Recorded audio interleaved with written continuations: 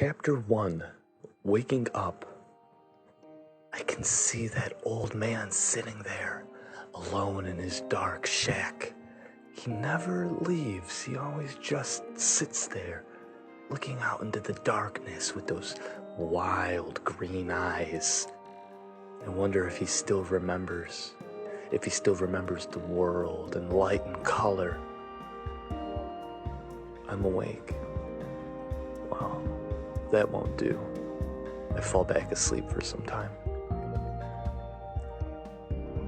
I'm awake. I find myself lying down comfortably. With my eyes closed in the warm, I feel more viscous and rigid.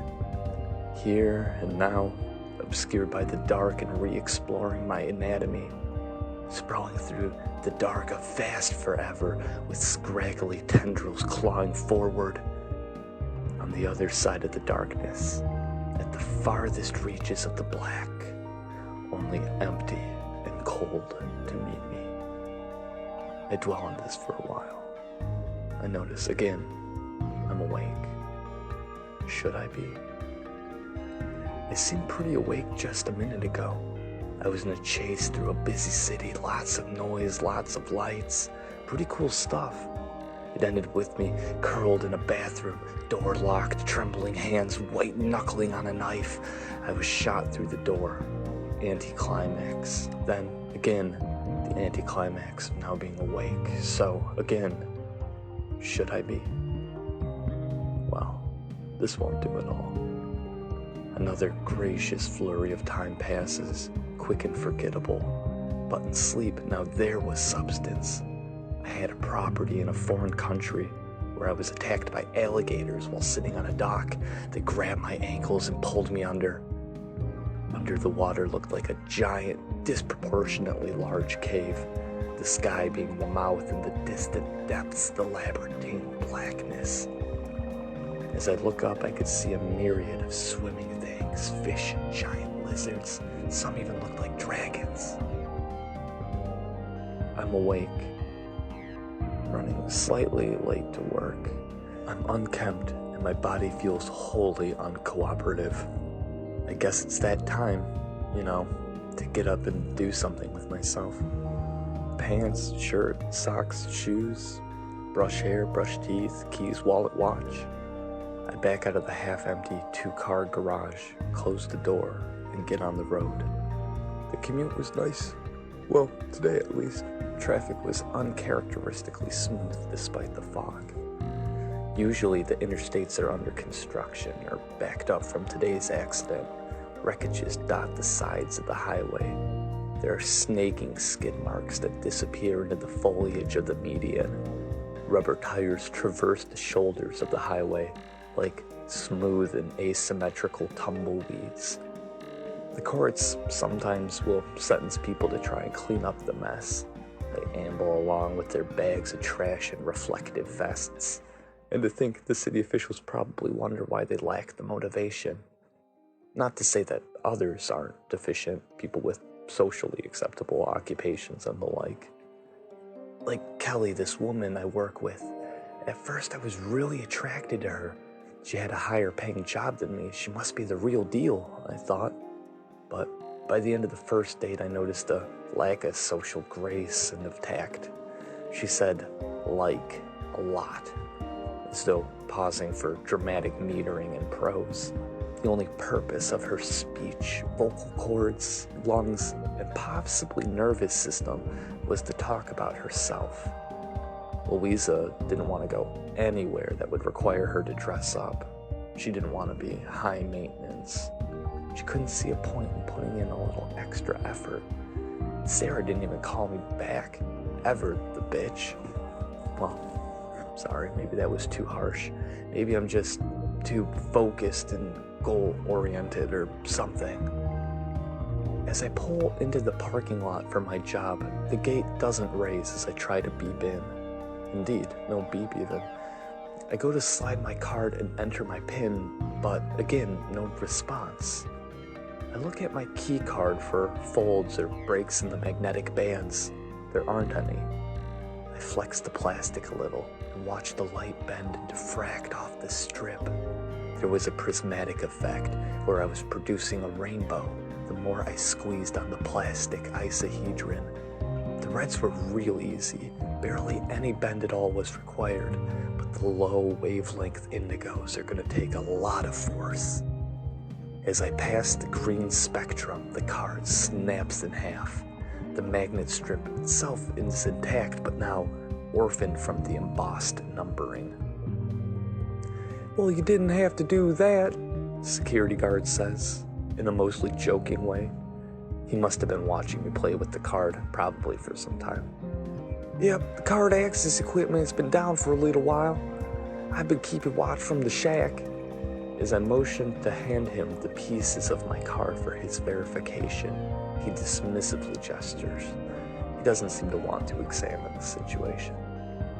"That's not necessary. I recognize you. You may think I'm asleep in here, but we're vigilant," he says, mostly reassuring, as he smirks and raises his coffee mug in a saluting gesture. I idle my car past the gate and toward my designated and permitted parking section. The parking structure is quite large, spanning several floors. The general design is a decagon with 5 entrances and exits, which helix vertically to the many floors. A mass of elevators in the center of the structure bring the workers downward into the sub-basement, into the complex. The complex is a research facility. In many ways, it's the research facility. It houses experimental technologies from all the big guys, the MITs and Caltechs and Sanfords and so on.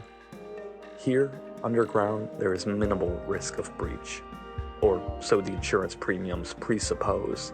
I can only imagine what the electric bill must look like for this place. Or, for that matter, what the master circuit breaker's earth-ground looks like. It's probably a whole I-beam.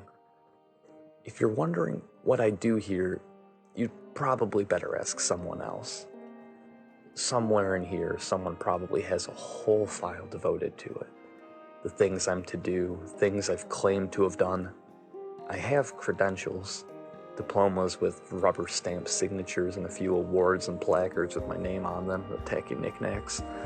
None of those permits and pedigrees and years of instruction could really set the framework for what was to come.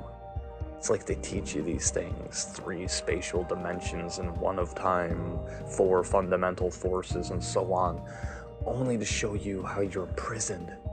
But these jail bars have some give to them. Nothing moves faster than light. Einstein knew that a long time ago. What we didn't understand for decades after was that this was a literal statement. Nothing, the emptiness around packets of information, can move faster than light.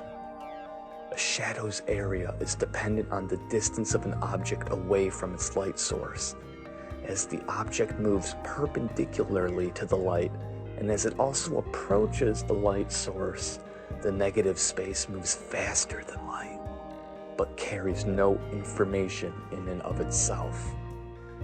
Light, being more wave than particle, does create marginal interferences, both constructive and destructive, but this discrepancy helps create a gradient between shadow edge, the point where the shadow starts, and deep shadow, the black point.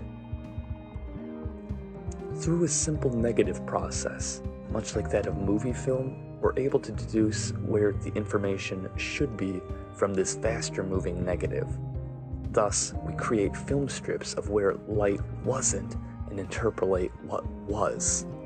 When we take out the non-refracted light, that is, light not bounced off of anything, and again separate all the interfering waves from within our frame, we're left with an extrapolated event of nearly every celestial thing that has ever occurred in glorious pseudo-3D detail. This, of course, wasn't enough for our financiers who, after 20 minutes of watching the rise and fall of incalculably distant worlds, wanted it in color, which is ultimately why I'm here, to give the executives the impossible in color.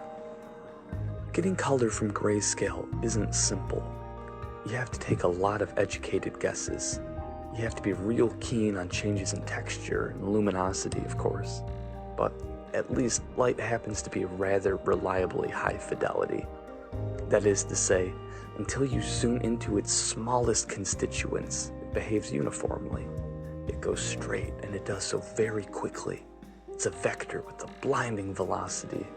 This literal laser precision is key. Now, imagine a shadow in outer space eclipsing a planet.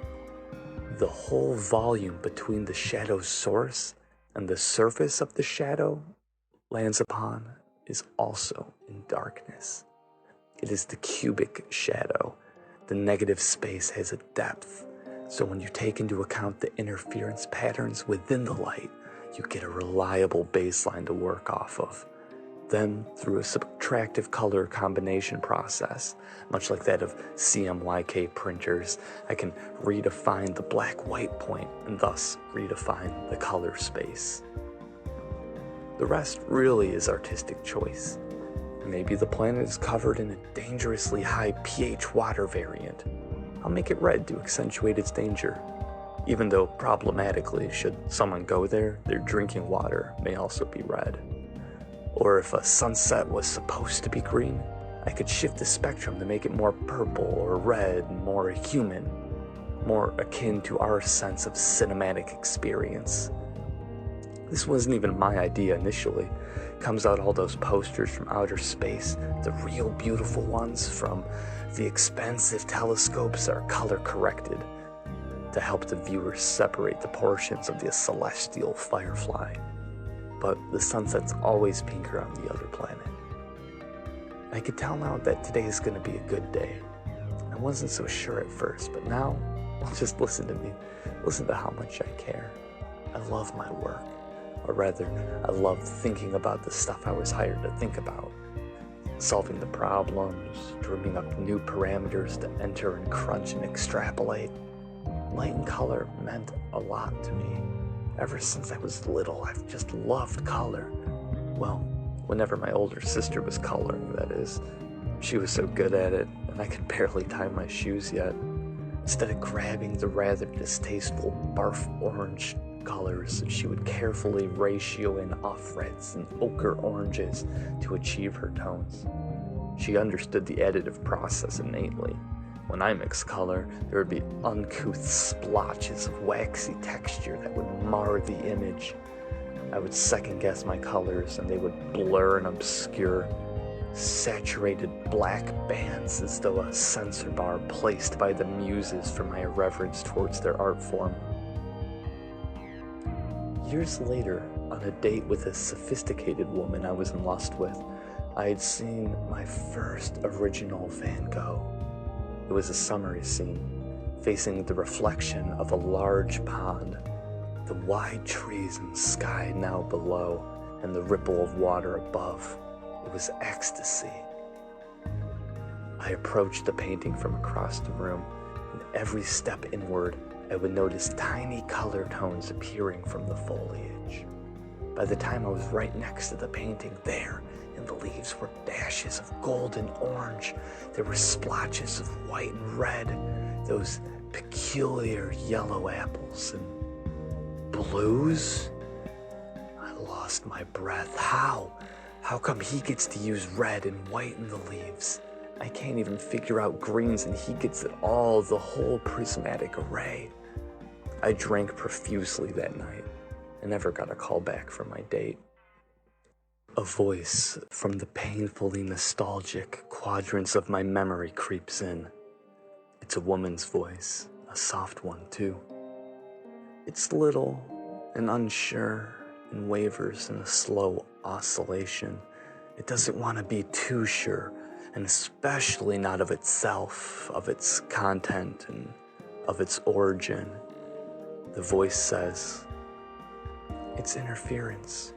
You really don't notice the irregularities from the bigger picture, but they influence how you take it all in." As the words decay in my mind, and I can hear those plush lips closing together and creating that wet, vacuous sound, I shiver a little, and I start to feel faint. I sit down in the elevator and I hug my briefcase. Well, this is fitting. I do love my work. What am I doing? I have to keep going, especially if I should ever stand a chance at getting her back. As these words cross my mind, a voice emerges from within the solitude. Hello? It's a woman's voice, one I've never heard before. It sounds like she's talking through the wall. Hello? I call back, somewhat reluctant, not sure which way this was really going for me. Hi, is this First National Conglomerate Bank Incorporated? She asks business casually. No. I start with tact and grace, but then lose it. Is this God? No, sorry, I'll try another number, she hurriedly says, slightly frightened. The click was deafening and the sounded dial tone echoes tediously through the elevator. My ossicles convulse in discord, and the fluid in my inner ears feel like they're boiling. When the doors finally part, the signal clicks off, and I'm still sitting on the elevator floor hugging my briefcase. Now, also furiously holding my ears shut, trying to dampen the hum. Dozens of eyes are on me, the spectacle I am. I stand up and straighten my jacket and step out, trying to present an air of casuality. Come on, let's get a grip. Okay, here we go. The year is 2045. I'm 33 years old. I'm Saul Robertson.